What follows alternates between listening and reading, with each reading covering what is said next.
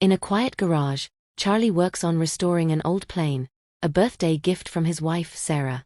She interrupts to let him know she's leaving for a business conference in London and invites him to join her. Charlie declines, citing too much work.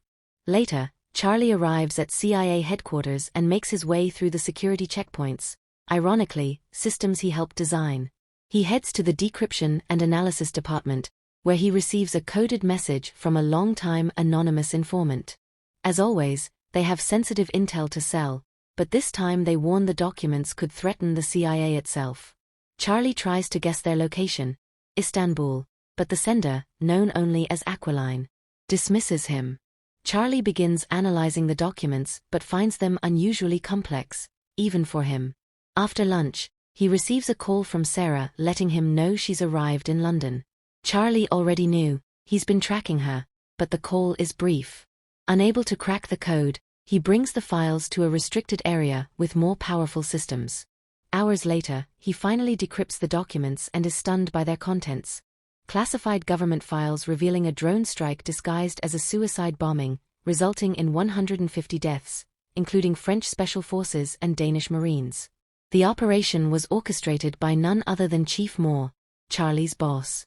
That evening, Charlie tries calling Sarah, but she doesn't answer. He leaves a voicemail. The next day, Moore summons Charlie to meet the new CIA director, O'Brien. She breaks the news: there's been a terrorist attack at a London hotel, and Sarah was among the victims. Charlie refuses to believe it until Moore shows him security footage confirming her presence during the chaos. Outside his home, reporters swarm. A friend helps him sneak in. Distraught, Charlie begins questioning the official narrative. How could the terrorists evade London's surveillance network?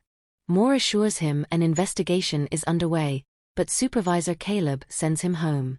Charlie retrieves Sarah's body and belongings at the airport. Among her things, he finds a final gift, sparking a breakdown. Back at work, Charlie begins digging. He uses restricted tech to hack into security footage, piecing together a detailed timeline. The attackers, professionally trained, entered through the hotel's service area, staged a meeting with an Indonesian firm, and opened fire after a dispute. Sarah was taken hostage while trying to help others escape. Through facial recognition, Charlie identifies the four culprits: Mishka from Moscow, Lawrence, a former South African Special Ops soldier, Horst, a mercenary, and Gretchen, a former intelligence officer. Realizing Moore and Caleb already knew this, Charlie confronts them. They downplay his concerns and order him to see a therapist. Unconvinced, Charlie hides a chip in his ID badge, bypasses security, and uses a skimmer to digitally copy the classified files. He prints the evidence, triggers a dead man's switch that will expose everything unless he enters a code every 5 hours, and confronts his superiors. He demands full CIA training, fake passports, cash, a weapon, and intel on Sarah's killers. Though Moore assumes it's a bluff, Caleb warns against taking risks. They investigate and confirm Charlie's methods: a skimmer used on a printer and a magnetic strip purchased nearby. They also find an ABBA CD hidden in a jukebox, his dead drop device. Meanwhile, Charlie begins CIA training under Colonel Henderson. He's poor with firearms but excels at bomb-making and maintaining cover under duress. Eventually, Moore realizes the dead man switch was fake, but too late. Charlie escapes and travels to London, then Paris, tracking Gretchen. He breaks into her apartment, finds intel, and later confronts her in a hospital disguised as a doctor. Using her allergies against her, he tries to extract Horst's location, but Gretchen escapes, only to be fatally struck by a car. Charlie recovers her phone and flees. In Marseilles, he mourns over drinks, hallucinating Sarah. When Henderson appears, Charlie triggers a bathroom bomb and escapes. With help from Aquiline, revealed to be the widow of the original informant, they set their sights on Mishka, who is located in Madrid. Charlie confronts Mishka at a rooftop pool and causes it to collapse, killing him. He evades Henderson again and heads to Romania, where he traps Lawrence with rigged bombs.